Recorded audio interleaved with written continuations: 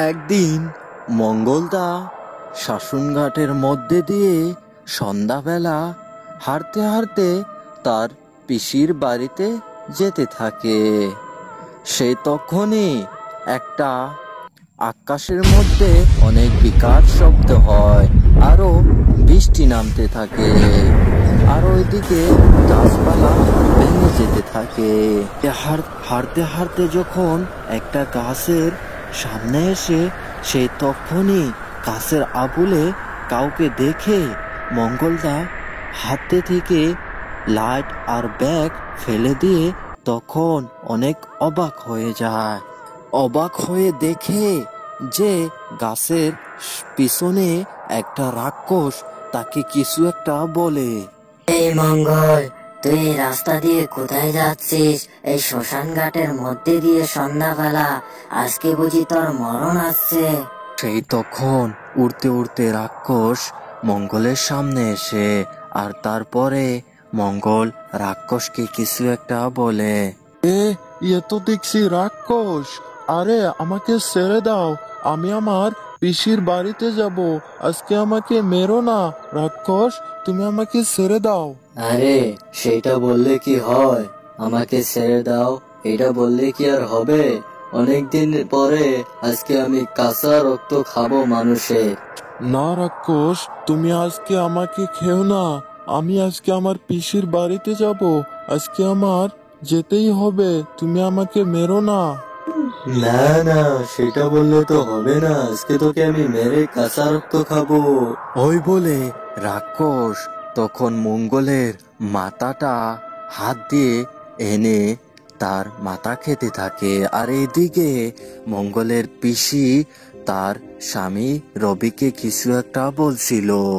স্বামী, এখানে তো আমাদের মঙ্গল এসলো না আমাদের বাড়িতে, আর অনেক সন্ধ্যা হয়ে গেছে, এখনো যে আসলো না। চলো যাও একটু দেখে এসো আসলো নাকি। আরে অযথা তুমি একটা কিছু বলে ফেলো, আমি ওই শ্মশান ঘাটের মধ্যে যেতে পারবো না। গেলে তুমি যাও, না হলে নাই, আমি যেতে পারবো না। আচ্ছা ঠিক আছে, তোমারও তো ভয় পাওয়া লাগবে না। ওই শ্মশান ঘাটের মধ্যে কিচ্ছু নাই, আমি একটু যেয়ে দেখে আসি আমাদের মঙ্গল আছে নাকি। রবির স্ত্রী জ্যোৎস্না তখন তাদের বাড়ি থেকে চলে এসে শ্মশানঘাটের রাস্তা দিয়ে যখন হাঁটতে হাঁটতে যেতে থাকে তখনই একটা বিকট শব্দ হয়। সেটা শুনে জ্যোৎস্না অনেক ভয় পেয়ে যায়, আর হাঁটতে হাঁটতে এসে দেখে যে রাক্ষস মঙ্গলের মাথাটা খেয়ে ফেলছে। আরে এ তো দেখছি আমাদের মঙ্গল, মঙ্গলের মাথাটা রাক্ষস কিভাবে খাচ্ছে। এবার আমার স্বামীকে সবকিছু খুলে বলতে হবে। এই শ্মশান ঘাটে রাক্ষস থাকে, এবার যাই আমি বাড়ি যাই। রাক্ষসটি মঙ্গলের মাথাটা খেতে থাকে, আর জ্যোৎস্না তার বাড়িতে এসে তার স্বামী রবিকে সবকিছু খুলে বলে দেয়। তখন তার স্বামী কিছু একটা জ্যোৎস্নাকে বলে। জ্যোৎস্না, আমি তো সবকিছু শুনলাম, এবার চলো, আমি একটা তান্ত্রিকের খবর পাইছি, ওই তান্ত্রিকের ওখানে চলো। ওই বলে তারা ওখান থেকে তাদের বাড়ির থেকে রওনা দিয়ে তাদের তান্ত্রিকের বগলে চলে এলো। আর তখন তান্ত্রিক যজ্ঞ করছিল, আর তান্ত্রিককে সবকিছু খুলে বলে দেয়। আরে রবি, সবকিছু তো আমি শুনলাম। আজকে চল ওই শ্মশান ঘাটের মধ্যে যেয়ে ওই রাক্ষসকে মেরে ফেলবো।